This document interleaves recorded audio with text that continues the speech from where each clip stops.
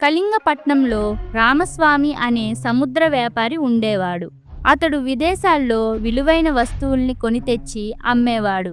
ఓసారి అత్యంత విలువైన వస్తువులతో వస్తున్న అతడి పడవ తీరం చేరకముందే తుఫాను ప్రమాదంలో కొట్టుకుపోయింది. దాంతో అతడికి తీవ్ర నష్టం కలిగింది.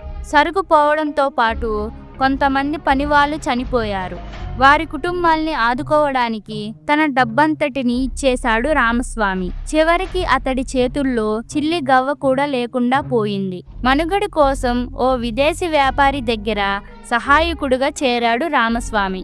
అలా పనిచేస్తూనే సొమ్ము కూడబెట్టి సొంత వ్యాపారం ప్రారంభించాడు. కష్టించి పని చేస్తాడని, మంచిగా ఉంటాడని రామస్వామిని ఆ దేశంలో అందరూ గౌరవించేవారు, తమ వాడిగానే భావించేవారు. కొన్నాళ్ళ తరువాత ఓ పండగ రోజున రామస్వామికి సొంత ఊరు వెళ్లి తమ వాళ్ళను కలుసుకోవాలనిపించింది. అవకాశం ఉంటే అక్కడికే తన వ్యాపార కేంద్రాన్ని మార్చుకుందామనుకున్నాడు. సహాయకుల్ని తీసుకొని కళింగపట్నానికి బయలుదేరాడు. పడవలో 3 రోజులు ప్రయాణించడం వల్ల నిద్ర సరిగా పోలేదు.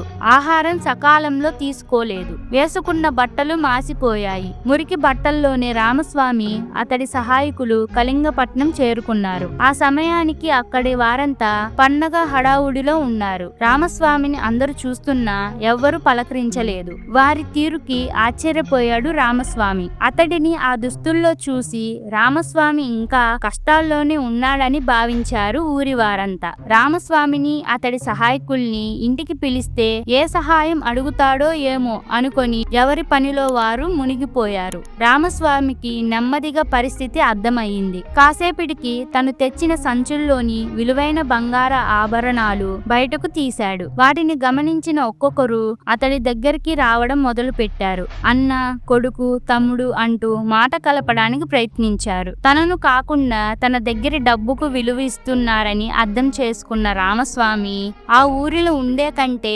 తననెంతో గౌరవించే విదేశంలోనే వ్యాపారం చేయడం ఉత్తమం అనుకొని తన సహాయకులతో మళ్ళీ ఆ దీవికి వెళ్ళిపోయాడు. ఈ కథలో నీతి: మనం ఇతరుల ప్రవర్తన చూసి పలకరించాలే తప్ప డబ్బుని చూసి కాదు. ఇలాంటి స్టోరీస్ మీకు ఇంకా కావాలంటే ఇప్పుడే వీడియోకి లైక్ చేసి ఛానల్ని సబ్స్క్రైబ్ చేసుకొని బెల్ ఐకాన్ని ఆల్లో పెట్టుకోండి.